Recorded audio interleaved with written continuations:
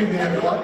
Sorry that we had a little bit of technical difficulty with sound. We'd like to welcome everyone to our school committee meeting on Monday, April 29th, 2024, being held in the Carver High School auditorium. At this time, I call the meeting to order and ask everyone to stand for the Pledge of Allegiance.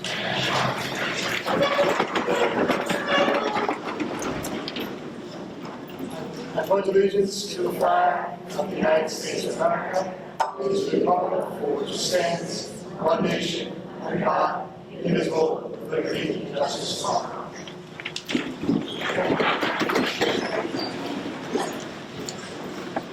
This being the school committee's first meeting after the town election, we'll begin with reorganization of the school committee. At this time, I would take a nomination for someone to serve as chairperson. I move that we nominate Stephanie Cloherty for chairperson. Second. Okay, I have a motion and a second for Stephanie Cloherty as chairperson. Do we have any discussion? Okay, all those in favor? Aye. All those opposed? Unanimous decision, Stephanie Cloherty, 4-0, with the members present, will now begin serving as the chairperson and take over the reorganization. Thank you. Thank you, everyone. So next, we need to elect a vice chair. So if someone would like to make a nomination for vice chair. I move to nominate Kelly Newby as vice chair of the school committee. And I second that. Okay, we have a motion and a second for Kelly Nemi for vice chair. Is there any discussion? All those in favor? Aye. Thank you. Thank you, Kelly, for serving again. And now we need to elect a recording secretary. I nominate Kate Sullivan as recording secretary. And I second that. Okay, so we have a motion and a second for Katie Sullivan as recording secretary. Is there any discussion? All those in favor? Aye. Thank you, everyone. I appreciate everyone's commitment to the Carver School Committee. I just want to mention that we do have a new member who is unable to join us this evening. So as part of our reorganization, we typically vote subcommittees, but we're going to postpone that until our next meeting. That way our new member can participate in selecting what committees they're going to serve on. So we shall be moving on. And I'm using my iPad screen and not, my apologies. So we're going to move on to recognition. Yeah, so we're excited this evening to do some recognition of our music students. I would like to recognize those students who have qualified for their performance for SEMBA, which is the Southeastern Massachusetts School Band Association, and District Music Festivals run by the Massachusetts Music Educators Association, Southern District. So we've had a lot of students who have qualified for either junior Sedgwicksboro, junior districts, or senior Sedgwicksboro, or senior districts. So we're excited to have those students here this evening. We want to take a few minutes to thank them for their dedication to their music and to their art. Ultimately, for anybody to be recognized, to be a member of either one of these prestigious groups, Sedgwicksboro or district, is really based upon, as I said, their dedication to themselves, their belief in themselves, to make themselves the best they can be in their area of passion, which in this case happens to be music. I know many of these students have other areas of passion beyond music, but certainly music is an area of passion for all of the students. So with the school committee and myself, I'd like to take a few minutes to recognize and give a certificate to each student who qualified for both junior Sedgwicksboro, junior districts, senior Sedgwicksboro, and senior districts. So Mr. Griffin, I don't know if you mind assisting me. And we'd ask the students to come forward and remain forward, and then we'll do some pictures. So I'll call everybody individually. I'm just going to go to the mic just to make sure it's on area 15.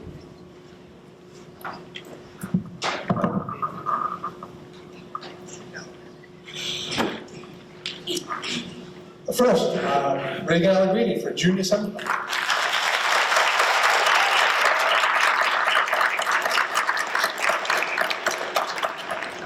Congratulations. If you don't mind standing up with us, that would be great. Andrea Arcandro for junior Sedgwicksboro.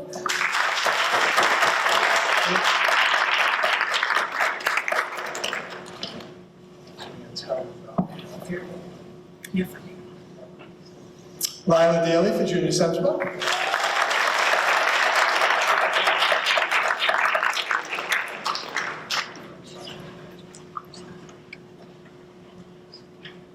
Congratulations. Thank you.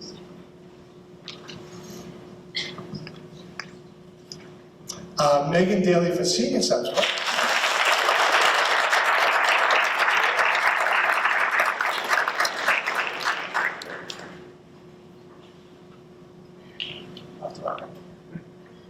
Congratulations. Thank you. And Maggie Denon for Junior Districts.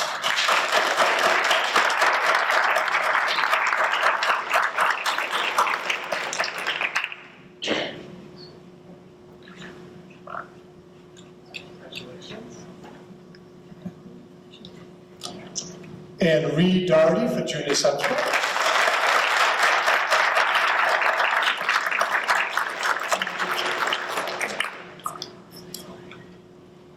Congratulations, thank you.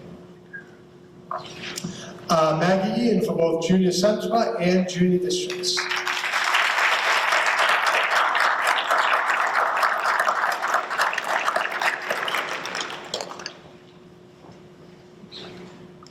Congratulations. Thank you. Danny Egan for Senior Central for Jazz Band.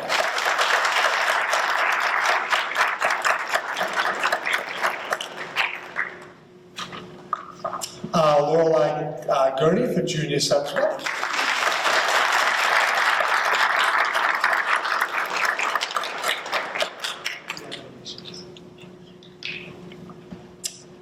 And Miranda Hatfield for Junior Central.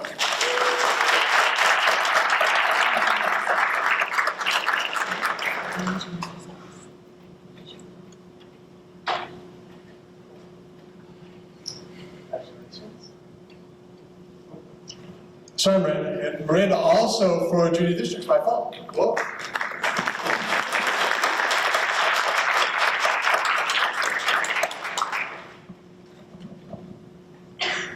Annalise Kinnan for Junior Central.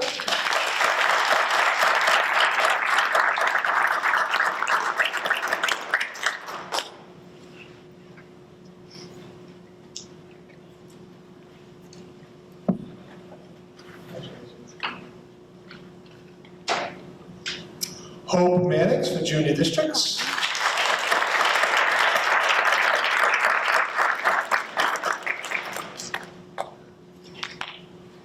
Abby Mastro Pietro for Junior Central.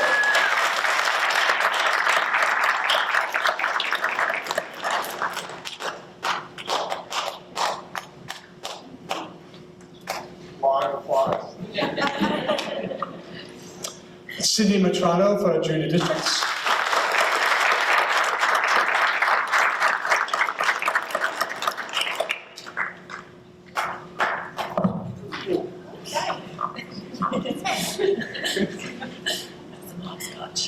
Well, it's exciting that it's such a large group. Yeah. I'm gonna feel badly for you because you had to sit up here the whole time, being the first one up. Devin Mullen for Senior Districts and Senior Central.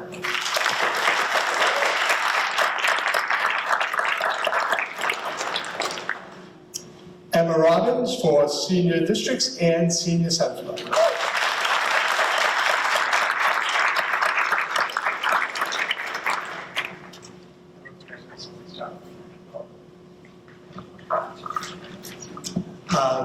And we have Emma Sanson for Senior Districts and Senior Central, and for Hardwick South.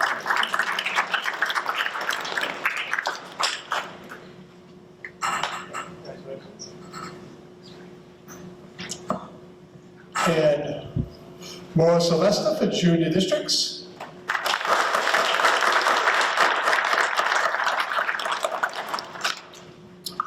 Tori Tully for Junior Central.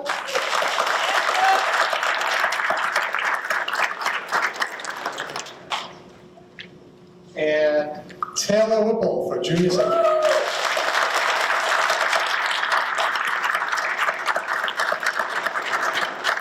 So if we have another round of applause for all of our new district senior subject and senior district students. And I do think we want to take a couple of pictures. So the school committee members, I don't know if you would like to join them. All right, everybody coming together a little tighter? A little tighter, a little tighter.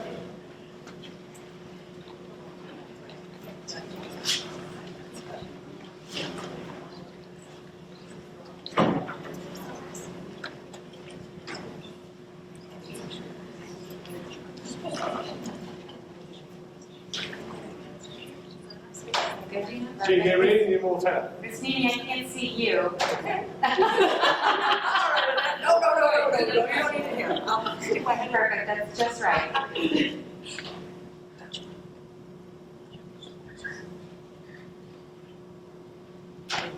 Thank you, everybody.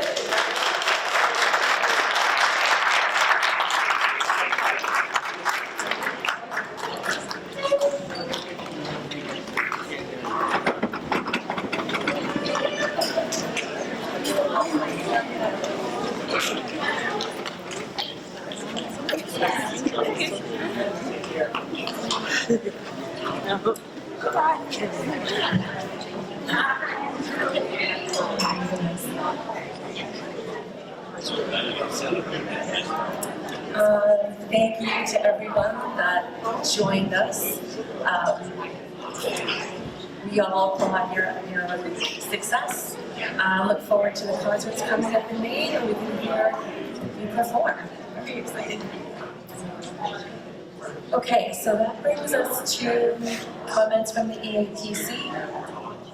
Mrs. Johnson is here. Okay, just go wait for her to go. No problem. Go run. Right, be careful. Yeah, don't turn. Welcome. You've been here a lot lately. Good evening, everyone. It's nice to see everyone, and I'm looking forward to meeting the new school committee member that's coming up. And also just wanted to put a shout out there for the hard work that we've been doing, especially the district with our president Tom Pinto and the insurance advisory committee, and trying to look into what is going to happen with the insurance. We really believe strongly that transparency is important for our employees so that they know what's going on and can anticipate any future changes.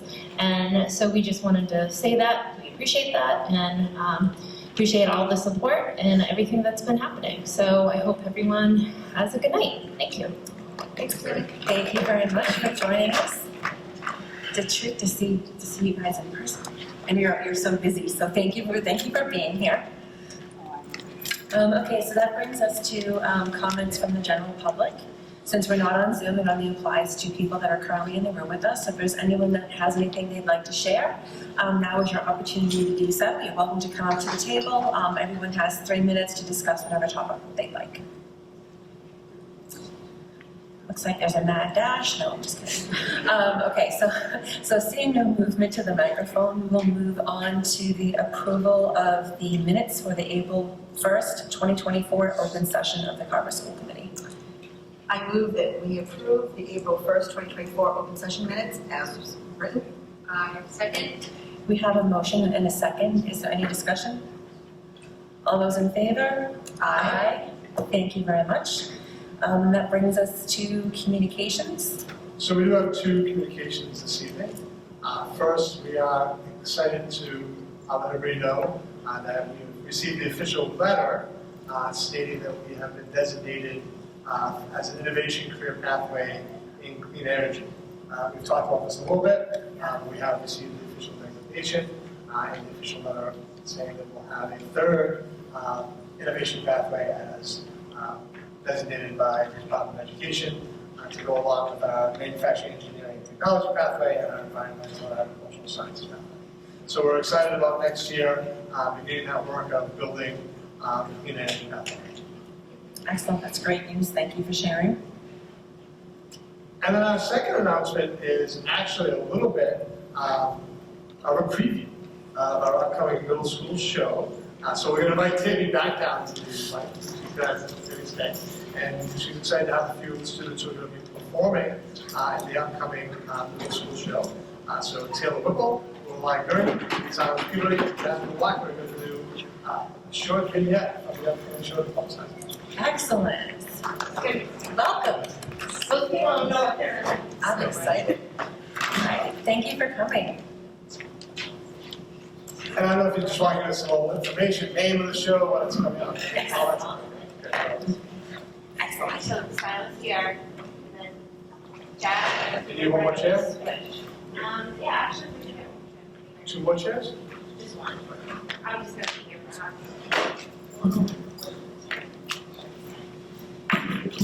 We've got Zach in the background there for moral support. You're gonna have my brain in a minute, okay? So I'm Tammy Johnson, for those people that don't know, the director for the middle school drama play. Very excited. We have the play, it's called The Absolutely Insidious and Utterly Terrifying Tale About Cat Hair. Yep. Wow. Anyway, so we have a little skit that we're gonna share with you. It's very, very short, and then Jasmine's gonna share with us 3 reasons why you should definitely attend. So we're gonna start off. Silas, make sure that's over. And Taylor, you're gonna start us off. Hi, my name's Taylor Whipple. I'm in 7th grade, and I play as the narrator. Hi, my name is Lorelai Gurney. I'm in 7th grade and I play as Brenda. Hello, my name's Silas Peabody, and I play Snugfluff Milkshake, one of the cats.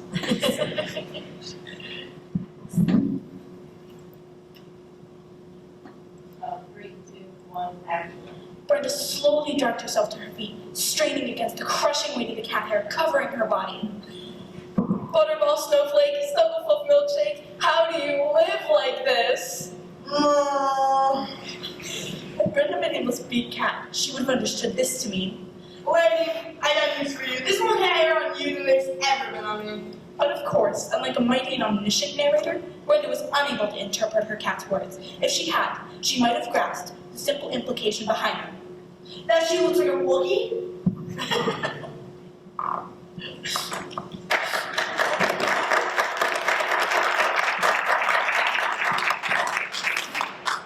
Okay, so my name is Catherine Walker, and I'm in 7th grade. I'm the stage manager, and a couple reasons why you should attend to the play production because it's really creative and extraordinary. You don't usually see cat hair taking over a world. Yeah, and it's very fun. It has a lot of, you get a good laugh out of it. And it's a fun atmosphere, Yeah, it's chill, but it's also very funny, and yeah. Great. And when is it again? Inquiring minds, right? So we are very excited. We're gonna go to the Rashi School in Dedham on Sunday. Anybody can go. Tickets are $10. We'll be performing around 2 p.m. That's the Sunday. And then next week, May 9th and May 10th, we're playing at 7 p.m. here at the Carver Middle High School Auditorium. Tickets are $5. Thank you. It's gonna be fun. Thank you for being here. Excellent. Thank you so much. Yeah, thank you.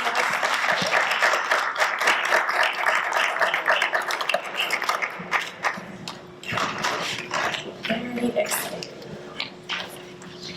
Okay. So hopefully everyone will come out May 9th and May 10th right here at Carver Middle High School, 7 p.m., $5 tickets to see the show. This name I'm not going to dare to try to pronounce, but it's about Carver and it's going to be amazing. So hopefully you enjoy this. That brings us to reports from the superintendent. First up, we have personnel updates on our last meeting. Hires. Elena Report as a bus monitor. Kyle Chavino is a long-term sub-ESP, special education in high school.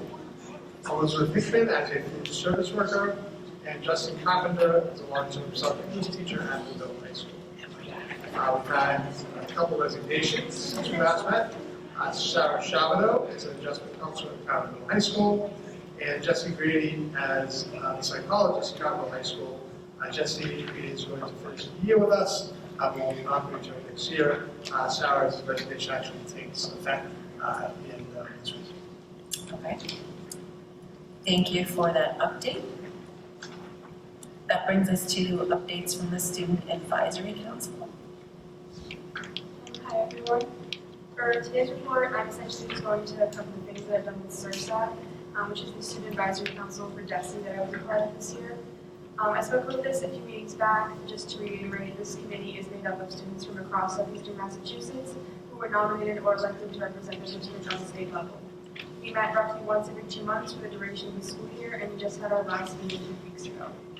During these meetings, we were divided into 3 work groups, one of which was tasked, each of which was tasked with tackling a different issue in our school system. There was a school safety force, a student engagement force, and a mental health group, and I was a part of the mental health. So for our project, we decided to write a pamphlet and create social media posts about the importance of mental health and the ways that schools and individuals can work to improve the mental well-being of students. Over the last 2 months, we also completed a lengthy final report summarizing the research we conducted. So I'm going to read you a small piece of my section of the report now to give you a general idea of what we were able to accomplish. Over the course of this SURSAT year, the mental health work group delegates have worked diligently to compile relevant data on mental health struggles, as well as brainstorm ways for schools to tackle these growing issues. Research was done on various topics, including suicide risk, drug use, mental disorders, and how the prevalence of these issues in society has increased greatly in recent years. Emphasis was also placed on how these struggles vary across societal niches, and how students in minority groups are often at a higher risk of developing mental illness. This research was then used to generate daily practices that schools can either implement or encourage students to implement to manage mental health. All of this information has been compiled into a pamphlet with eye-catching visuals that will be distributed to students and staff members across the Commonwealth, starting conversations and communicating how serious mental health is. Social media posts have also been designed to spread this message to a larger audience through a more accessible medium. The purpose of this work is to show young people that they are not alone in their struggles, as well as promote healthy mental health practices to enable them to live happy, healthy, and safe lives. Again, this is just a tiny section of the report, but the entire thing, along with our final pamphlet and posts, have been sent on to the State Advisory Council and to DESI for them to review and hopefully learn from. I truly cannot emphasize enough how integral mental health is to education, and I couldn't be prouder to have been a part of this incredible project. Great, I'd like to take a moment just to thank you for stepping up and that leadership on the state level and for representing Carver in that. So I think that's just outstanding that you took the time to do that. And hopefully it was a valuable experience for you in terms of being able to share your voice with a larger community. And obviously, this evening you made it clear that the mental health component, I'm sure there's a lot of things that are very important to you, but the mental health, being on that group, seems like that was really important too. So thank you for that time. And then what's the next steps for that? So when it goes to the state, what happens next? They didn't make that entirely clear, Okay. but I do know that they're hopefully going to work with school districts to get across the ideas that we came up with, to just start conversations and hopefully encourage schools to borrow ideas from one another and just generally pay more attention to the mental well-being of students. Thank you. That's great, thank you. We'll have to keep an eye out to see if DESI makes anything available to districts and Yeah, see. that's what I was interested in. Yeah. Gave you a plan or a template. I'm sorry. I wasn't sure if they had a plan or a template for, and I know you don't know the answer to that question, how they're going to release that information for districts to use. No, I'm not sure. I know it was approved by the 2 supervisors of the committee, but I believe it has to be approved by the larger council before it becomes available to the public. All right, thank you. Yeah, it'll be great, something for us to look out for. So, thank you for presenting that to us. Okay, so that brings us to the IEP improvement project / new forms. Yeah, so we're excited to have Director of Special Education, also Larry, here with us to provide us an update on the new IEP improvement project forms. Melissa's come before the committee a couple times to talk about this process. And the exciting thing, I won't take each question Melissa's number, is that Carver's really been identified as a leader in this work. And so there's a little bit of a special recognition that's going to come along, so we'll talk about, and some of our staff will be participating in over the next couple weeks, really. That's coming up soon. So this is kind of the conclusion of this work, and this, the new IEP form will be going into full effect next year. And now I turn it over to Melissa. Welcome. Thank you. So I'm here to talk about the new IEP forms and the IEP improvement project. So with the new IEP forms that will be coming into effect next fall, the focus areas are on family and student voice, form documents in the process, the least restrictive environment, integrating transition planning, and accessibility of language. The project goals are to improve outcomes for all students with disabilities by providing guidance, technical assistance, and tools on equitable processes to school and district professionals, families, and students, so that all students with disabilities have meaningful access to the curriculum frameworks and life of the school. So the project goals are really broken down, and it's to increase collaboration of IEP teams so to make sure that everyone has a voice, not only the school staff, but also the families and the students. And really the emphasis is on highlighting students' strengths and empowering students to develop compensatory skills to increase their self-awareness and their confidence in their abilities. So it's really child-centered and individualized, and it serves as a communication document. It emphasizes the increased family voice, and it's followed in the order that it was written to ensure fidelity of the process, so it takes us through the various stages. So Carver's educational teams are committed to providing the best possible supports and services for each student's educational journey, and the use of the new IEP form is designed to enhance that commitment. So the new IEP form helps teams to more effectively address the needs of students eligible for special education services, and it focuses on gathering complete information about students' strengths, challenges, and individualized goals to develop a more personalized educational program for each student.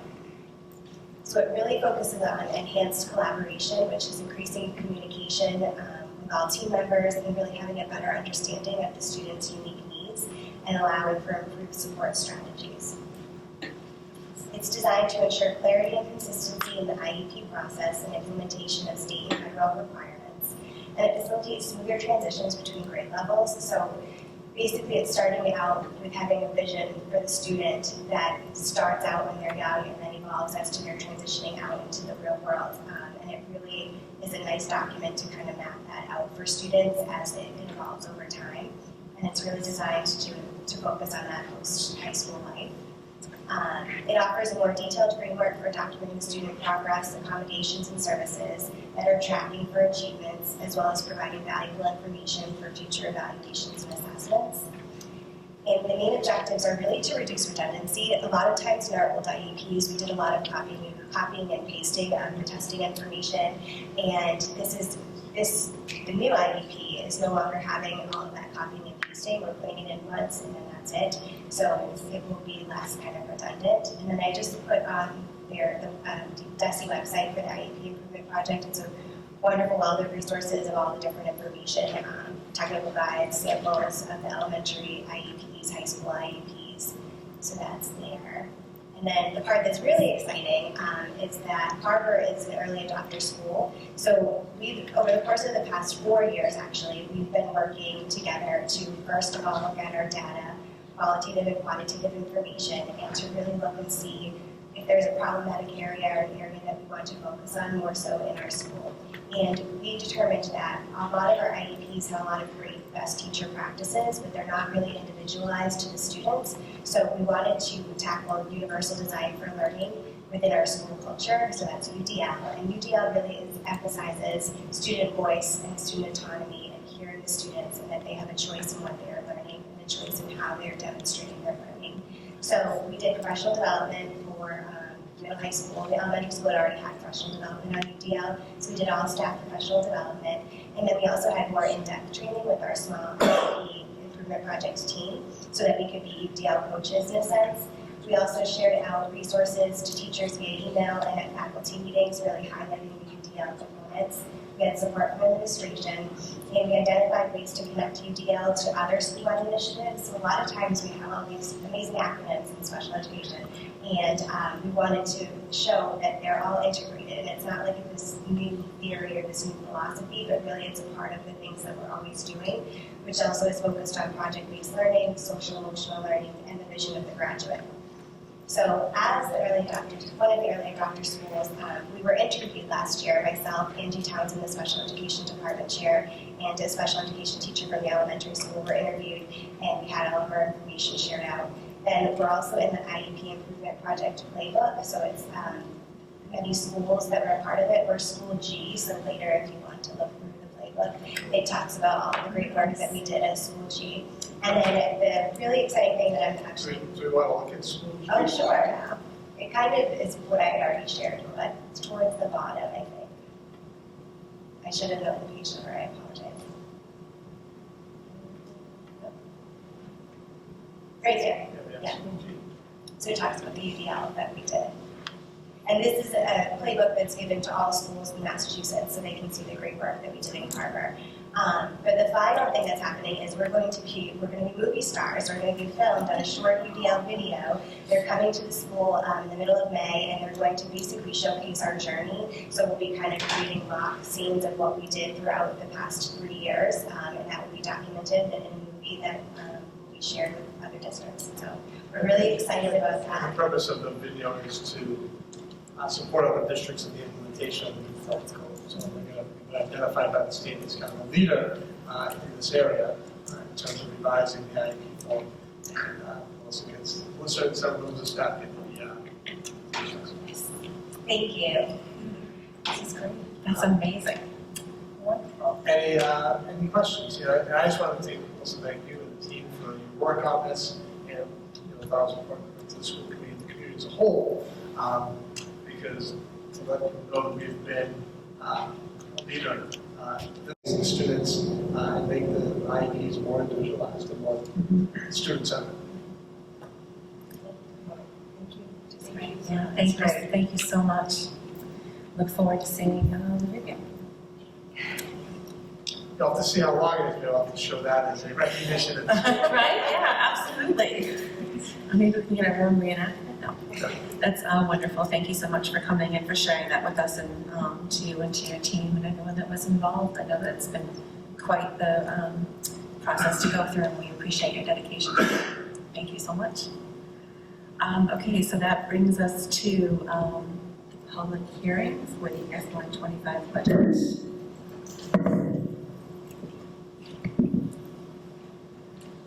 Thank you, Ron. So you're going to get a presentation today that looks and feels very similar to a lot of information we've been looking at for, gosh, a few months now. It's been a long budget season. But as always, stop me if you have questions. Our goal today will be to give you a summary of each of your major areas in your budget. We'll talk about revenue, we'll talk about expenses, obviously, and we'll end hopefully with a vote on the appropriation figure for our essentially local aid here, right? So again, I know I feel a little bit like a broken record, but I think it's important that before we dive into the numbers, we take a minute to remind ourselves that these numbers represent the work that we do. They represent all the good stuff we just talked about a few minutes ago and the student activities that are going on in the schools, and that oftentimes as you have these conversations about money and the budget and proportions and percentages, all of that, what it represents, can sometimes get lost. And so we highlight that our first priority is to maintain services for our kiddos. Our second is to continue to focus on our educational blueprint. And the third is to continue to lead the Commonwealth. We're proud of the work that we do in a lot of areas, in particular our pathways. And so we keep those in mind as we start to develop our budget every year. We try to make sure every time we talk about money, we refresh that at the top to say, when we're talking about money, we're talking about kids. So I didn't say this, but I just put into advance that I was going to pull it up, but I did pull up the education blueprint. I do think it's important every now and then just to talk about kind of those 4 objectives. Absolutely. So ultimately, the goal of the budget is to support these 4 key objectives that are happening for the school district, which is supporting safe schools. And supporting safe schools go beyond the physical safety. It's also meeting our students' social, emotional, and behavioral needs. To engage the community, to foster relationships with the community so the parents and community members are engaged in the education process. Obviously, enhance teaching and learning is our third core objective. We're always making decisions to improve instructional practices, improve curriculum, improve opportunities for students. And certainly what we've done with pathways and PBL and the implementation of units of study at the elementary school and Bridges Math, all that falls under improving our educational opportunities and enhancing teaching and learning for our students.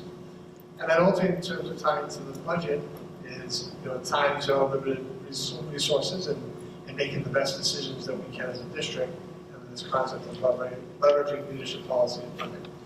And my goal here wasn't to go through every initiative that's on the blueprint, but it's kind of these 4 core objectives that I think it's always important to remind the community that these are the things that drive the decision-making, Thank you. So thank you for that reminder. So the first aspect of our budget is our revenue. We've spent a little time most recently talking about the revenue, and before we go into it in great detail, I just want to take a moment to recognize and appreciate the work that our colleagues in Town Hall have done. Our brand new finance director, Karen Preble, she's been here for about 5 weeks. She's been incredible, really taking a budget that needed a lot of attention and support and sort of put her entire energy into it. So what you see in front of you here is essentially the budget revenue at a snapshot level, right? A couple things to keep in the back of your mind. You can see, you can do the math there. Total revenue minus your shared cost is your operating revenue. And then there's just a revenue sharing mechanism that's here in Carver. But one thing I want to just remind the committee of and remind the community of is that this is a purely local decision-making process, ultimately. We recognize that this budget season has been different, has been extended, has really had a lot of hurdles. And we're just looking forward to continue working with Karen, working with the new town administrator, the whole team in Town Hall to take this model, build on it, develop it, strengthen it, develop that long-term financial policy, financial planning process for our community to ensure that your school department gets services, to ensure that all the services in the town are met, and to make sure there's sufficient sustainable revenue to do all of that good work. So this is the model as it exists right now, knowing full well that the town is interested in exploring what that can look like going forward, and we're excited to be at the table as part of that process. So with that process in mind, your operating revenue is about $24.25 million. That's the local portion. It doesn't include your grants and those sorts of things. A couple things to keep in mind that are unique to this particular revenue projection. The first is the state aid figure. So you see 11.3, almost $11.4 million that I've circled at the top there in green. That's your state aid. That's essentially the net of charity sheet, right? So if you've been reading the papers, the governor has released her budget. The House Ways and Means Committee has released theirs. They're different in some ways. We'll talk about those in a little bit. This budget revenue is conservative and uses the governor's conservative figure. The House Ways and Means figure was much more aggressive, but given so many moving parts here in Carver, the town collectively agreed that we want to use the conservative figure there. Yeah. Your insurance figure was another one that's been sort of up in the air, gosh, for several months now. The town has budgeted 10% total insurance. The rate increase is 7.5%. That gives some flexibility for the town, for new employees that come on. We have open enrollment coming on, those sorts of things. So again, you'll hear this theme on the revenue side of the work, conservative revenue projection across the board. The last that's important to keep in mind when it comes to those shared costs is a change that's relatively quick here. It's a relatively new change. So in that line, you previously had a sinking fund for what could potentially be a new middle high school in the next couple of decades. The town has made a pivot there, held off on adding additional funding to a sinking fund to purchase or go toward the purchase of a new building or major renovation, and instead utilized that funding slot to cover the cost of school security. I'll spend a little bit of time on this, and Mr. Neef, feel free to add context if I've certainly missed something. School security, as you can appreciate in today's day and age, is vitally important. And it's currently an area that's really, we have trouble funding as a community. We've been sort of scraping at lots of different buckets of resources to fund that. Kudos to the chief, and I think our partnership with the Carver Police Department has helped us make that happen over the years. But we haven't, as a community, dedicated a set, a component of our budget to school security, and this does exactly that. This is the shared cost between the Carver Police Department, the town, if you will, and the school department, and it sets aside $50,000 to support that school security effort every year. That essentially offset the cost of our school resource officers. So I just want to name that's a unique element, and it's a new element that's been in this iteration, the latest iteration of the town's revenue projection. So any context? No, I think that's a very, very good summary. Certainly if people have a question, we could provide some more information. I don't know if anybody has any questions specifically about the schools. No, that's great.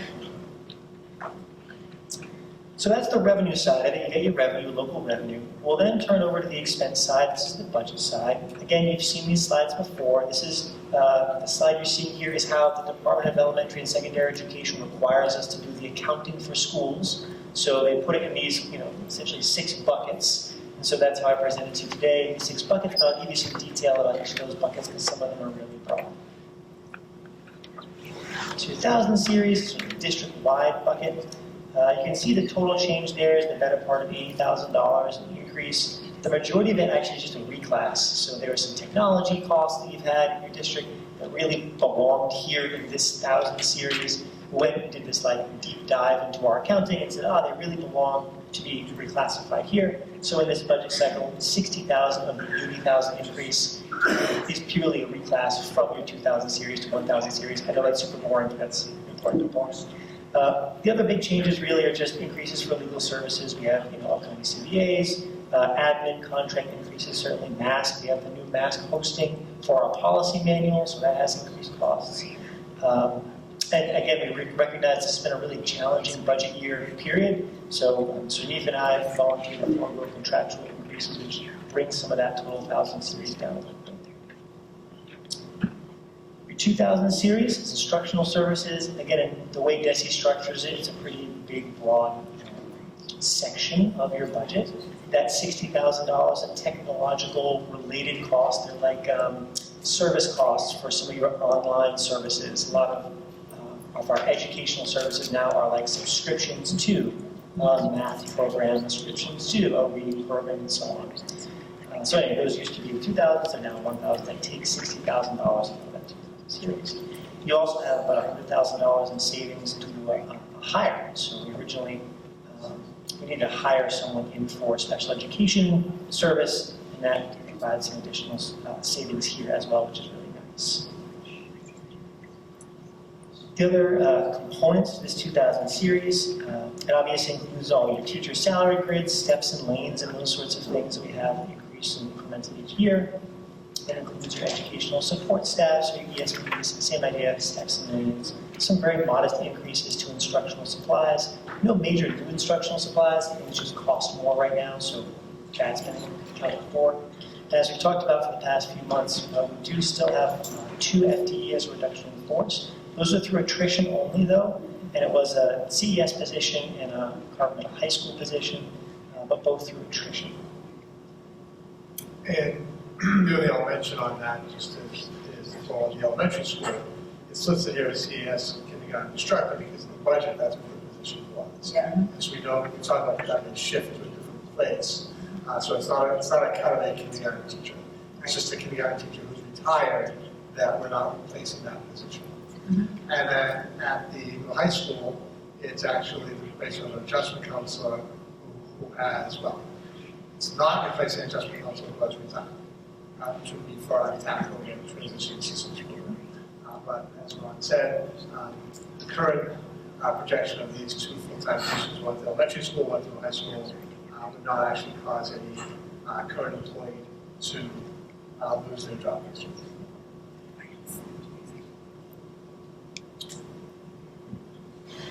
Your next series is a big, broad bucket that DESE sets aside. It's for essentially everything else in schools. It includes transportation and nursing and athletics. It's like the potpourri, they call it. So you see a substantial increase proportionally, but actual dollars is relatively modest. You do have your additional nursing staff in there from FY24 to 25. We added that nursing staff.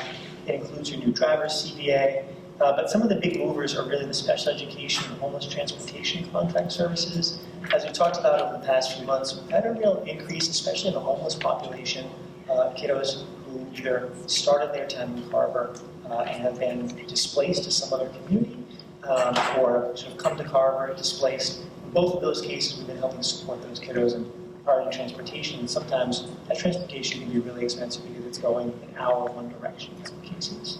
So for example, your homeless transportation is up in the better part of 330% just from 24 to 25. Oh, it also includes year 2 of the athletic uniform replacement plan. That's something that's been a need, a want for many years. We're continuing to follow through with that program.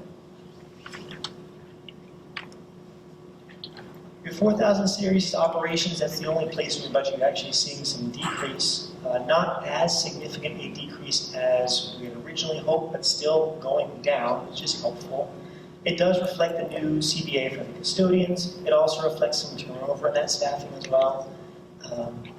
There's been some reductions in utility over time, although we just finished out our sort of winter season here, and our actuals are coming a little higher, so our usage is lower, but the actual cost of gas, actual cost of electricity continues to climb. And then we do have one transfer of a position that's essentially a technology position over the town hall. All the tech positions were originally under the school department. It wasn't working out super well to have them all under one bucket, so we split one FTE, one position, dedicated just to town hall. So that person's on call all the time to help with whatever tech issues we have over there. Makes sense. Your 5,000 series, your fixed costs and benefits, Medicare, property tax liability, workers' comp, that sort of thing. Those are all estimated at 10% across the board. You do see some savings. So essentially, when Plymouth and Carver were one school district, they had an insurance plan altogether. When that split apart in 86, 87, the employees who were on that plan were grandfathered on that plan, and both Carver and Plymouth still pay for part of that plan. That's becoming less because there are fewer people who are still alive in there.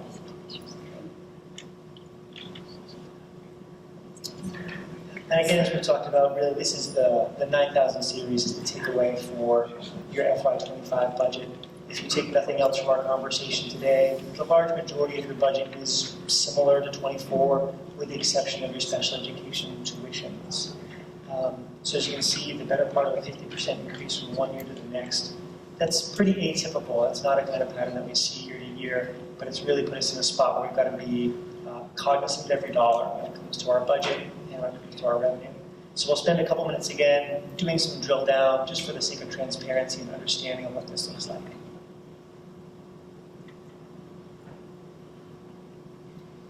So what you see there on the right, that graphic on the right, and again, you've seen this one before, it just gives you a sense of like the kinds of expenses that are in that 9,000 series. So you have things like dual enrollment, and you have both public special education tuition, so like collaboratives, and then these non-public, you have the vocational, they're also in that 9,000 series. But if you look at the orange to the blue, which is from FY24 to 25, you can see the real swing and increase is your non-public, your private, or highly specialized special education tuitions. And again, that's really the majority of your overall cost increase for the entire budget, given the scale and size of it in the 9,000 series.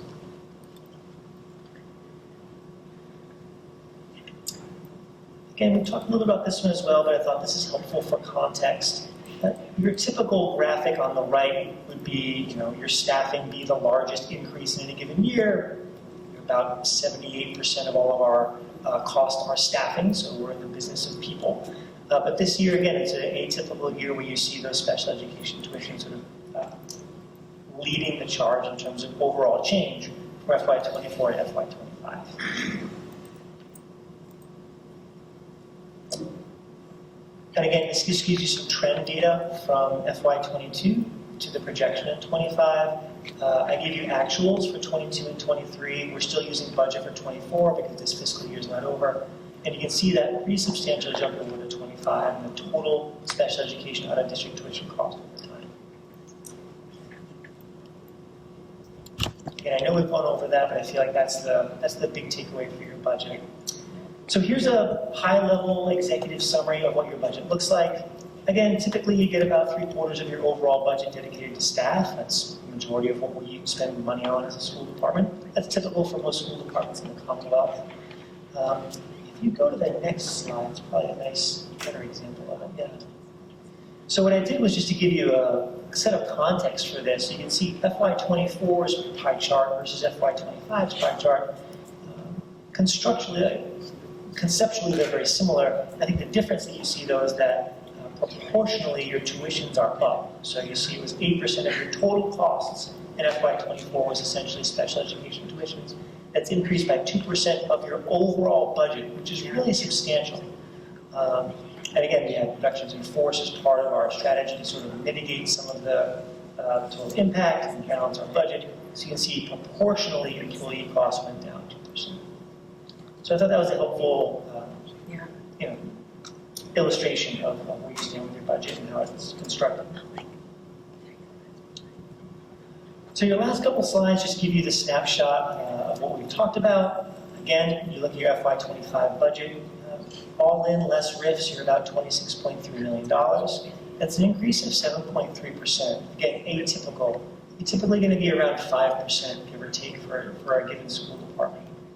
You have your, all the grants that we write, circuit breaker, those sorts of things, as well as one-time funding of the better part of $387,000 to sort of bring your revenue up to that number, $26.3 million. And that's how you balance your budget for FY25. As we talked about a few months ago when we first started the conversation around how do we tackle these increased costs, we stayed with this sort of bifurcated strategy where we did a combination of reductions in cost and utilizing some one-time funding to try to balance things off without swinging too much in either direction, too much with reductions in cost, too much one-time funding, we create the cliff, right? That's really the strategy we use for 25, but it's not sustainable. So we're hopeful that as we do our work with our new team administrator, continue our work with our finance director in town, we have these conversations about how do we look forward to sustainable revenue streams and still support all the great stuff that we do here in the schools, as well as all the great services that our town provides. I don't have an answer for you today, but that remains the challenge that we're dedicated to. All in, your local funding, so this would be the figure that's in the warrant, would be $24,247,249. And that would be our recommendation for the school committee to vote tonight. We can certainly answer any questions that you might have about revenue side, budget side, you name it.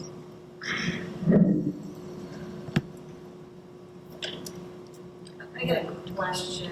Can you just go back to that? I must have missed it. That added placement for the school versus the security. Oh, sure. Yes, Just do that for me one more time. for sure. Thank you.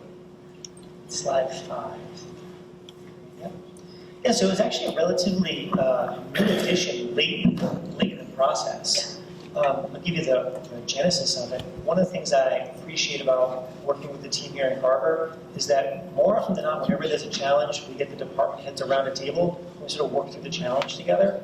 My point being, we were at a meeting recently where we had chiefs, chief of police, chief of fire, assistant administrator, finance director, myself, so me, like that whole group around the table working on these issues. And one of them came up and said, look, how do we continue to deal with school security if we're sort of scraping for funding, right? And so we had this conversation about, well, what does that look like? What kind of funding do you need? Ended up we need about $50,000 a year.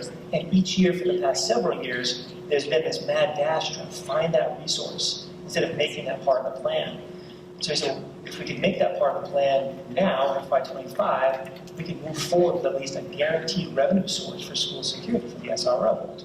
And so we agree that that may be a higher priority than putting money aside for a renovation or new building, that ultimately we would get some proportion of offset from the NSBA. What that number is 20 years from now, 15 years from now, I don't know, but it's somewhere about 50%. So rather than putting money aside that you could get part of it from a state agency, we said the need right now is school security, and we need to have a dedicated resource for it, and the teams have agreed that this may be a good strategy to use. I can't promise that will be approved by the town, and the board needs to approve that as part of the warrant, certainly, but the leadership team in the town and the school departments came together. We thought this was a good strategy, so we should support it. And then just a follow-up question. So how much, or I don't know if we can say that here or not, what that looks like, but so we have funds in that account already, so that money could stay with the funding for building the building. $225,310 to be exact. Okay. It was appropriated one time last year, Okay. and so that was the only time the town appropriated the funds for that reserve, if you will. And it doesn't mean we shouldn't do that. I guess I want to maybe editorialize, stop me kicking me under the table to see if I'm too much editorializing, but I would just say that in general, it's a really good idea to build up your reserves for all sorts of things. But we need to have some kind of longitudinal plan for what that looks like, so that we all agree that we don't reduce services to our community only to provide the reserve X number of dollars each year that we've agreed to. So there's got to be that balance. And the other thing I would build off that is I think as we've been talking, as we've been meeting as the leadership team for the town, that we've had that discussion with the new finance director, the new town administrator, that we're going to take some time over the summer, going into the next budget cycle, to make some real determinations of these are the places we want to put, use funding sources like free cash to build up some reserves, including continuing to build some of that reserve for New Middle High School. And the only reason why that's somewhat important is that we're getting way ahead of ourselves. When we go through the MSBA process, the first thing that's happened is what's called a feasibility study. And the feasibility study is you have architects and designers come up with some concepts and say, this is a general cost. This is what it's going to be. Here's some ideas about what we can do for you as a school, and here's some costs based on sometimes even different options. A renovation, a new school, those types of things. That process, and who knows what's going to cost in 15 years, that process, nowadays probably costs close to $1 million. So it would be, and that is not reimbursed, that has to be paid up front. So there's a value to having X number of dollars available in 15 years to pay for the feasibility study. And that was the original intent of that fund. In our opinion, $225,000 a year was going to be too much money. And that was going to, they were going to have more than enough money than they needed for the feasibility study as that grew over time. We're certainly supportive of the concept of having money continue to go into that reserve fund going forward in the future years and having some discussion with the town of what that actually looks like. And then the only other thing I guess along the school security, I want to make it very clear that this is not paying for the SRO position, its full position. So as part of our school security plan, which it's one of those interesting things of, the chief and I have talked about this a lot. We want the community to know that we work with the police and fire and all the town services, and we consistently talk about school security and what we need to do to ensure a safe and secure environment in the school.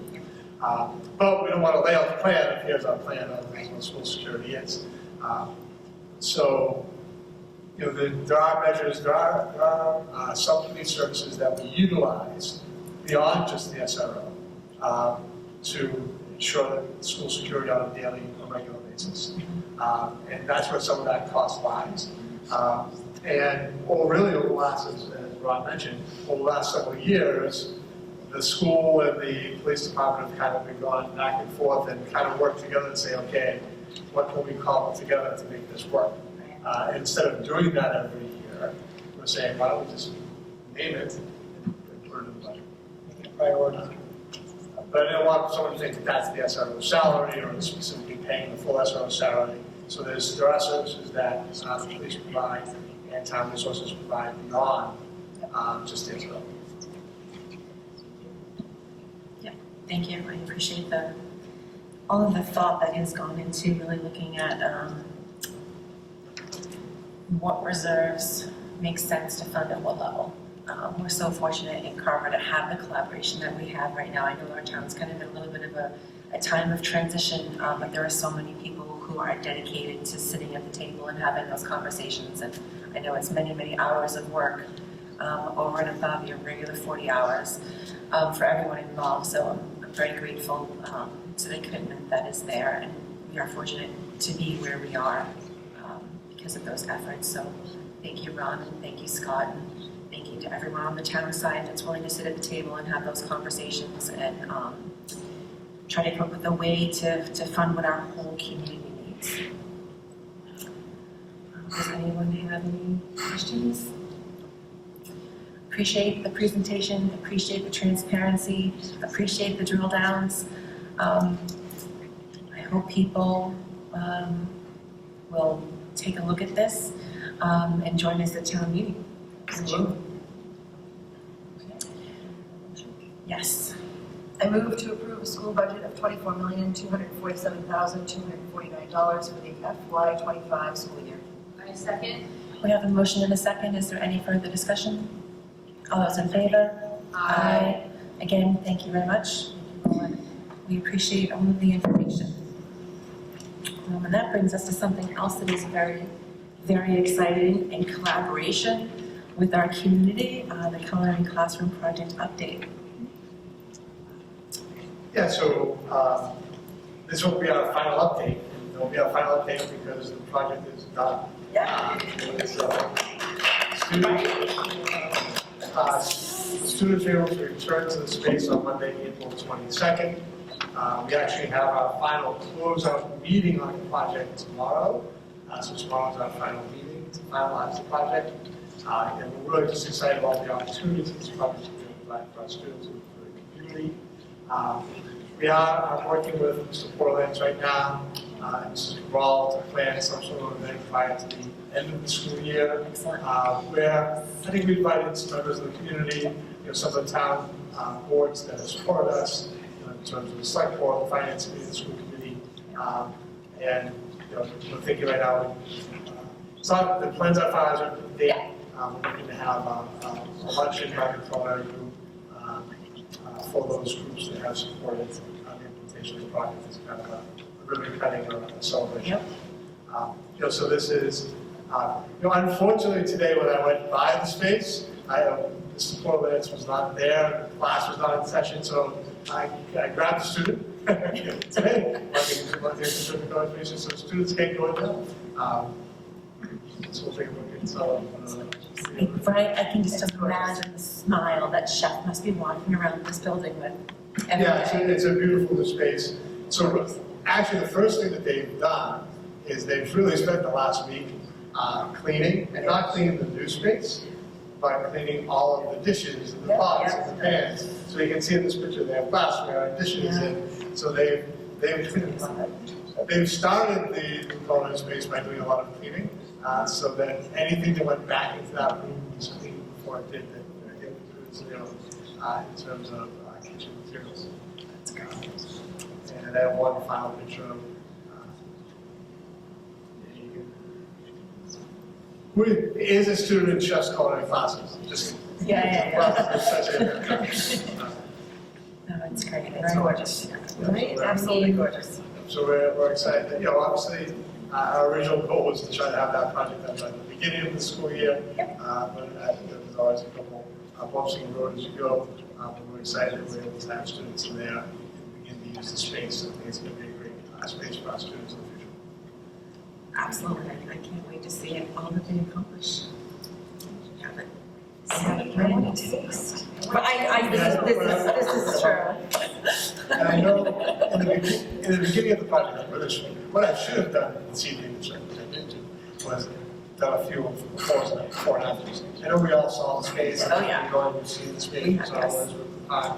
But in terms of, it's really a transformative space. It's a whole new setting for our students. That's wonderful. Thank you for that. And again, thank you to everyone in the community that supported that project and all the effort that was put into it by the team. And again, Ron and Scott and Chef for all the hours that you spent ensuring the project was funded and then seen to completion. Yep. So that's good. That's wonderful. Okay, so that brings us to upcoming events. And the list is quite long. May Madness is about to begin, ladies and gentlemen.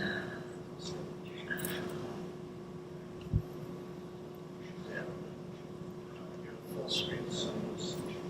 Yeah, there's a lot of events. Honestly, I think something that we should highlight is we are currently involved in our NEAS to St. Elizabeth that's happening now.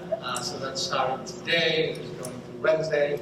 We have visiting teams of 8 members who are here in the district, meeting with students and teachers and staff and administration and members of the school committee, and visiting classes. And they're going to be immersing themselves at Carver Middle High School for 3 years, for 3 days. So slip there, we call like 3 years of preparation for the event, for 3 days. And then they're going to give us feedback on the priority areas that we've established. And certainly once we receive their feedback, we'll give that to the school committee and share the results of what they found in terms of visit. But so far, the visit is off to a good start, and it's happening over the next 3 days. And as you said, May certainly is a busy time of year. We have a lot of exciting events coming up. We have Promenade at the Junior City Prom this Friday, Promenade at 4 o'clock. We have Teacher Appreciation Week coming up. We have all of our concerts and a few drama production, drama performances. One thing I did want to highlight here is that our DEI working group has been working with the Diversity PLC. So we joined that Diversity PLC again this past year. It's myself, Ron, Melissa Leary, Lou Maestas, Tim Johnson, and Christine Thomas. As part of that, we received some grant funding, about $9,000. And we're actually using that grant funding to host a career fair, which is going to be on Saturday, May 11th, from 10 to 2 at Hotel 1620 Plymouth. We have 15 or 16 districts that we've recruited to join us during the career fair. So we'll be working to advertise that and see what we can do to work to diversify our staff. Excellent. So that, again, we have the elementary spring band chorus concert coming up on the 16th. Seniors' last day before exams on May 20th. Again, that's going to go quick. And moving towards convocation and graduation. Just a lot of exciting things happening in the Carver schools over the next month. And I say great things happen here every day, and there's a lot of great opportunities for our students and our faculty and the community coming out. I guess the date I put out this week is we did set the date of our annual retirement reception. I just saw that. I just made a note. May 28th, so the school committee will be invited to that event. Excellent. So, a lot of stuff for all the next one. And it's going to go by fast and furious. So I hope everyone is able to attend some of the amazing events we have coming up across the district over the next month. Hooray for Kay, though. Hooray for Kay. Right? I love that one. I know that is fun. That is definitely a good time. Oh my gosh, the egg drop. I love the egg drop too. I don't know if it. So many memories. I don't know if people here know the egg drop, but that's always fun. We should do egg drop. That would be fun though. Maybe we could do that at our next retreat. we could come up with some STEM activity to do. Anyway, keep things. Oh, excellent. Glad to know. Okay, so apologies, got off on a little bit of a tangent there. Okay, so that brings us to recommendations from the superintendent, financial update, and budget transfers. I'll go down the again. So your update this month is pretty light, no major changes in Washington. We talked a little bit about the House Ways and Means budget has come through. I included just some highlights for you. A couple of big takeaways for the House Ways and Means compared to the governor's budget. In a lot of ways, they're mirrored. One of the things the House Ways and Means proposes is an increase to the per pupil amount. Whether or not that passes is a big question mark, which really ties to my next item, that is, you've heard me talk about some of the actions that the state has taken that have indicated that we may see some reductions in total revenue from the state in some way. 9C cuts, reduced revenue collections for 9 months straight, those sorts of things. The Healy administration recently announced what they're calling hiring controls. It's not a hiring freeze, but it's kind of like a hiring freeze. And so you put the hiring freeze in with the 9C, with the revenue, and all of that feels like their FY25 figures are going to be really conservative. So I mentioned in my little budget presentation, which I know can be super boring, that we went with the governor's budget because we wanted to be conservative. We think that's probably more realistic. We would love 104 per student. We'd love for them to keep it that way, and for everyone who's been advocating at Beacon Hill to help us get that as a Commonwealth, thank you. And I don't know if that's realistic. So I just want to name that as that's the financial landscape that we see in Beacon Hill right now.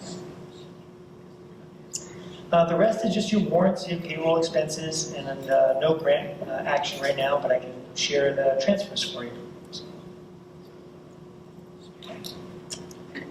So as always, you've got your FY24 budget up to date to the penny for Q4, and I also have your transfers as well. Not a lot of new information on your transfers. The majority of it are operations costs. We have some materials the custodial staff are starting to pick up now for summer cleaning. It's really at the middle high school, their floor requires to be stripped and waxed, whereas the elementary floor doesn't have that same need. We're doing a science department chemical clean out, unanticipated but necessary, so we're doing there. And then we had some increased interpreting services for our ELL kiddos. I wanted to cover those for parent teacher night. The one again that I just want to underscore with you is row 25. That's your special education tuition and non-public, so those highly specialized services that kiddos need. We're going to continue to carry a balance there of about -300. We did hear that we have qualified for extraordinary and reserve relief from DESE, which is great. We don't have our figure yet, so the sort of short-term financial planning there is going to be, once we get our figure from DESE for extraordinary relief, we'll back that figure out first, and then we'll tap the special education reserve for the balance of it. I don't have that figure for you, but hopefully in the next month or so, right before the end of the fiscal year, we'll get that data from DESE. Great to know that we were approved. Yeah, any questions on budget transfers? I move that we approve the financial report as presented this evening, including acceptance of the warrant and the budget transfers. I second. I have a motion and a second. Is there any discussion?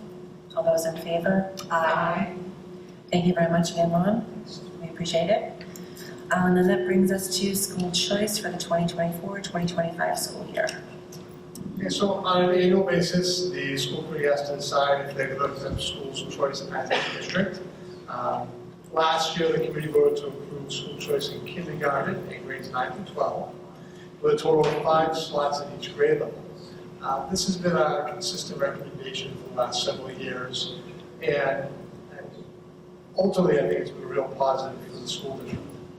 In general, the district receives $5,000 per student who choices into the district, and loses $5,000 for each student who choices out. For some special education students, we receive additional monies to support their needs. So based on our progression over time, we currently have 71 students who choice into the district. And up above, you can see their enrollment by grade. And what's happened is once a student comes in via school choice, they are allowed to stay for the remainder of their school career, and many of our students do. They also allow their siblings to come in through school choice. And having that consistent school choice enrollment in kindergarten, actually I believe it's this year's senior class. So it's been 13 years that the district has been doing school choice. And there are seniors this year who are graduating with school choice into the district in kindergarten. So this is they're the first group to come all the way through the Carver public schools. And if you track this number over the last several years, is you actually see our school choice enrollment going up by 4 or 5 students each year. Because we lose some, they don't decide not to stay. And the interesting thing about school choice is they have the option to leave and not stay as school choice students, but they also have the option to stay. So the choice is theirs.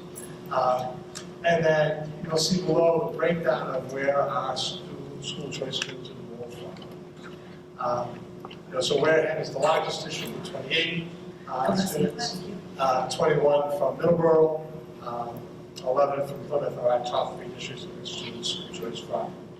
Now, we currently only have 8 students choicing out of the district. So in school choice, we're overall plus 63 63 students. So we have 63 more students who choice in. So it's a positive for us. And obviously, as you saw from the budget presentation, it is an annual offset that we use to support our budget.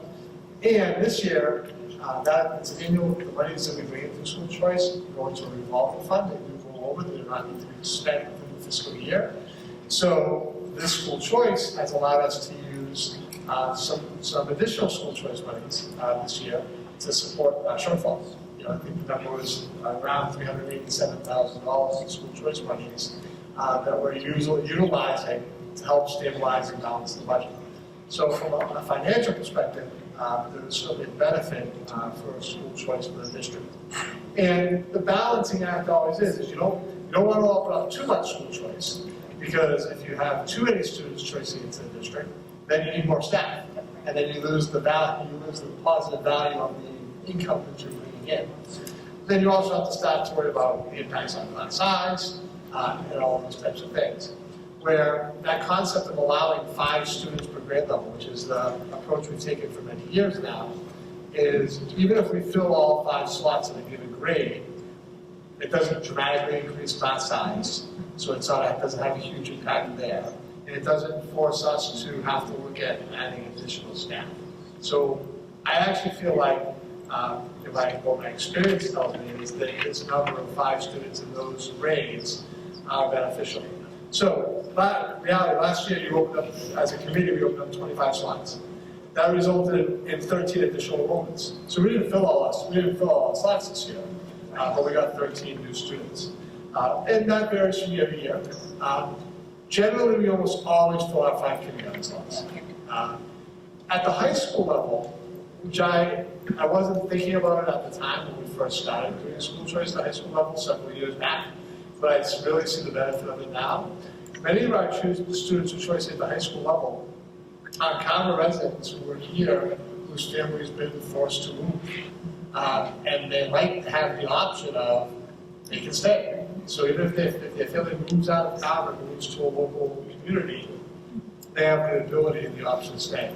And many of our high school choice students who pick up a slot, so as I said, we enrolled 13 students last year. Only 4 kindergartens, one of the 3 years we didn't fill all 5 kindergarten slots. And 9 at the 9 to 12. But several of those 9 to 12 students were students that were in that exact situation. Their family was moving, and now they have the opportunity to stay. So we're going to stay consistent with that recommendation. So the recommendation of myself is that the committee vote to approve 5 school choice slots in kindergarten and in grades 9 to 12 for the 24-25 school year. And then I'll take any questions members of the committee may have. Okay, does anyone have any questions? I move that we approve 5 school choice slots to be open for students in kindergarten in grades 9, 10, 11, and 12 for the 2024-2025 school year. Second. We have a motion and a second. Is there any discussion? All those in favor? Aye. Yep, I agree. School choice is a good thing. Can't believe it's been 13 years already. I don't know where the time has gone. 13 years now, I've been participating in school choice. Okay, so that brings us to a couple of policies for the first reading. First one is reading of policy BHE, the use of electronic messaging by school committee members. So the policy subcommittee met and reviewed 2 of these policies that we're going to do tonight. The first one being the use of electronic messaging by school committee members. This was based on a recommendation from the Mass Association of School Committees. So we went through that whole process over the last couple of years of updating our entire policy manual. But MASC is still always looking to revise and update their policies. So this is based on their recommendation. And ultimately, the revision is striking 2 sentences. The first sentence is that the school committee chair, in consultation with the superintendent of schools, shall annually designate a member of the central office staff who shall be copied on all electronic correspondence between the members of the school committee. And the second one being school committee members who do not have a computer or access to these messages shall be providing copies on a timely basis. Definitely on the second one, we, as a district, we provide computers to school computers and email addresses, so it doesn't really pertain to us because the school committee does have access to those things. And in terms of the recommendation about, I think they just felt that was a controversial process. As the school committee chair would have to anyway designate someone that all emails would have to go to in terms of electronic correspondence. So they made a suggestion to remove both of those pieces. And this is the first reading, so there's no action required tonight. If people have questions or thoughts about this, we can certainly talk about them and bring them back when we look at this policy at our next meeting. Anyone have any questions? Okay, so the next one is the first reading of policy JICFB, policy prohibiting bullying.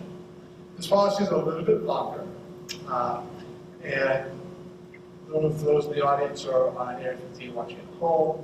As I kind of scroll through the policy, you'll see there's some things where there's red line, stripes with red lines.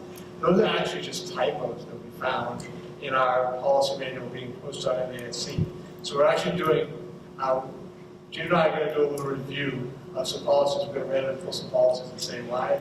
But we don't know why these typos were here. They weren't here prior to the policy going up on the website. So like we didn't have these typos in our policy when we were posting it ourselves. But I just want to point those out, that those aren't actually changes. Those are just mistakes, and there's a few of them to the document. So the context here, the important piece of this is that as we've talked about a couple of times, we held the bullying prevention and intervention task force meetings this year, and we're revising our bullying prevention and intervention plan. We're going to be presenting that plan to the committee in June. And as part of that process of looking at our current bullying prevention and intervention plan, we have to review the school committee policy. And we sent the school committee policy to legal counsel for review. And the district's legal counsel recommended 2 changes. So I'll get to the changes there. The changes are in yellow. So the first one is to change the word will and add to the word may when discussing discipline, and also removing the word expulsions. In the same section, we would also add the phrase, as well as consideration of alternatives prior to any exclusion from school. These changes are actually reflective of the changes in the discipline law. So if you remember a few years back, there were actually revisions and updates. It was November, not this past November, November before, so November of 2022, a new school student discipline law was passed in the state of Massachusetts. That law made it more difficult to suspend students. And with the whole concept of being students who are suspended and out of school are not able to access their education the same as everybody else, and that they should have the right and the ability to do that. And we talked about that when that change went into effect. We did a couple presentations on that change. So one of the pieces of that change was this sentence of, that you can suspend students, but before suspending a student, you have to consider alternatives. And that's just the reality of the student discipline law. Before a student is suspended from school, the school administration has to at least consider alternatives or state why alternatives would not be effective means to disciplining the student other than suspension. And that is a process that we go through on a regular basis, saying what other ways can we engage students and have them learn from poor decisions they've made and grow without suspending them from school. That doesn't mean students are suspended. Students have been suspended from school. It does occur. We follow the guidelines of this new process. And the bullying policy has to state that we follow, that when we're disciplining students, we're going to follow those guidelines. And then ultimately, the will to may is, the law is that whole concept, that same concept of, you can't have a policy that says a student will be disciplined. You have to say they may be. So that is also reflective of the new student discipline law. So those are the only recommendations, and that's the real meat of the change. This policy is these two concepts of striking the word will and adding the word then, and then looking at that whole concept of considering alternatives prior to suspension or exclusion from school.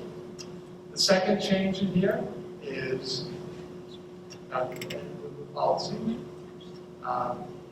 And this was a recommendation that had been added that says, regardless of the outcome of the investigation, the principal or designee will inform parents about the Department of Elementary and Secondary's what's called PRS system, Program Resolution System, and how to access the system. Information can be found on our website, emails can be sent to myself as superintendent, or the individual can call the main office to find out about PRS and how it operates. Our copies of information will also be available in the superintendent's office. And what the program resolution system is ultimately any family, whether their student was accused of bullying or their student was targeted, that any family who feels that the school has not managed the bullying allegations or concerns appropriately has the right to go through the channels of speaking to the principal, speaking to the superintendent, and then the next step, if they're still unhappy, is to go to the PRS system, to actually file a complaint, a PRS complaint with the Department of Education, and the recommendation is that that needs to be specifically delineated in the plan. It needs to be stated in the plan that this is a right of families, regardless of the outcome of the investigation, will make them aware that they have the right to file a complaint. And so those are the two substantial changes to this policy. Again, this is the first reading. There's no action required this evening. I can take any questions at this time. And if there are any questions or concerns, we will bring this policy back for a second reading and a vote at our next meeting. Any questions? Okay, that will bring us to our next item, which is, I think, always something we enjoy discussing, our upcoming field trips for students. Yep, so we have 3 field trips this evening. Seniors to Orlando next year. We just finished our seniors just came back last night for this year's Florida trip. The dates have been selected for that. They really look at airline prices, so they try to hold out to actually selecting the dates until June. Just looking for approval of the concept of the spring trip that would be in March or April next year. And then the grade 8 to Canby Lake this June, and grade 6 and 7 chorus to Six Flags New England in May. So you can bring these all together if you want. I move to approve the 6th and 7th grade chorus field trip to Six Flags in May, the 8th grade field trip to Canby Lake in June, and the seniors trip to Florida in the spring of 2025. A second. Nice, we have a motion and a second. Is there any discussion? All those in favor? Aye. Have a great time, everyone. I keep doing that, driving myself crazy. Okay, so that brings us to reports from the school committee. And one item that is on that tonight is a resolution calling for fully adjusting Chapter 78 for inflation, because the increase is just not keeping up with inflation. So this is a resolution that several districts across the Commonwealth have already adopted and wanted to bring it forward to us for consideration, and then also share it with the Carver Select Board and the Carver FinCom to see if they also want to sign on with us and support in this advocacy that's being done. I know I typically read the resolution. This one's kind of long, but I will read it. I will try to read as quickly as possible. Whereas Chapter 70 for the general laws provides a structure for allocation of school aid based on foundation budgets that reflects the needs and costs for Massachusetts school districts. And whereas the foundation inflation index is an essential element of the school aid formula needed to maintain the purchasing power of district foundation budgets. And whereas the Chapter 70 Section 2 definition of the foundation inflation index limits each annual adjustment to no more than 4.5% when inflation exceeds that amount. And whereas application of that limit or cap on the foundation inflation index in fiscal years 2023 and 2024 has reduced the base used to calculate foundation budgets for fiscal year 2025 and future years by about 6% below what is needed to maintain the purchasing power of Massachusetts schools. So again, just to reiterate, it is hampering our abilities to keep up with inflation going forward. Whereas a legislative change is needed, one, to fully reflect recent inflation in the Chapter 70 definition of the Foundation Inflation Index for fiscal FY25, and two, to eliminate the cap in future years so as to restore the purchasing power of district foundation budgets to reflect the intended resource allocations of the Student Opportunity Act. Therefore, be it resolved that the Carver Public School Committee calls on the Massachusetts Legislature and the Governor to, one, amend Chapter 70, Section 2 of the General Laws, I, to provide a foundation inflation index for fiscal year 2025 that fully adjusts for inflation occurring since the start of the Student Opportunity Act, and two, to eliminate the upper limit on the foundation inflation index for all future years, and for fiscal year 2025 to appropriate funds to fully fund the Student Opportunity Act, including foundation aid that fully accounts for inflation that has occurred since the passage of that act. Resolved further that the Carver Public School Committee calls on the Massachusetts Association of School Committees to work to advance legislation that would ensure that Chapter 70 foundation budgets for fiscal years 2025 and forward are fully adjusted for all inflation that has occurred since the start of the Student Opportunity Act.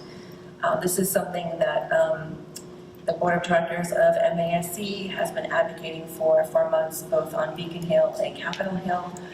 We have Day on the Hill coming up on Monday, May 6th, where we will be meeting at the State House to further advocate for this resolution, as well as additional increases in funding for public education. As everyone knows, we're on a personal level, we're all dealing with inflation in our daily lives, as is the school, in terms of expenses that we need to provide our students, right? The resources and the teachers that they need so that our students can be fully prepared to be productive members of society upon graduation, whether it be in college or on a career path. So this is something that I felt we should sign on to, so I wanted to bring it to everyone for consideration so we can sign on to this, and hopefully, you know, it'd be great if we had that $104 per student. That's in the means and but I agree with you, Ron. I think that's overshooting. MASC is advocating for the $100, but any increase that we can see in our aid to help offset some of our budget increases would be tremendous. So, I don't know if anyone has any questions. So that was something I wanted to bring forward for consideration, and again, we would need a motion from the school committee so we could send that to MASC. Okay, I move to approve the resolution calling for fully adjusting Chapter 70A for inflation. I second. We have a motion and a second. Is there any discussion? Okay, all those in favor? Aye. I appreciate everyone's support. Hopefully we'll be able to affect some change. We can hopefully benefit from in the near future. I know we have an executive session that we're going to be going into. Does anyone else have anything they would like to report before we adjourn? Super quickly, I want to wish everyone a happy and safe prom this week. I know our athletic teams are out there working hard every day, so good luck to everyone. I know our drama clubs our drama classes are preparing for performances, our band, our chorus. We have AP exams coming up, like I mentioned, down the hill. There's a lot going on in May, and I wish everyone, like I said, a great prom and a great month of May. I hope for all the seniors out there, I know senioritis has set in, but you can finish the year strong, because before you know it, it'll be graduation day. So again, lots of good things to look forward to. So thankful for everyone that comes in and shares all the great things that our students accomplish every day. So with that, if someone would like to make a motion to adjourn to executive session, not to return to open session, I'm not sure if the wording. Okay. Is that what will that cover? Yep, executive for personal strategy. Okay. I move that we adjourn open session of the April 29th, 2024 school committee meeting and go into executive session and not to return to open session. I second.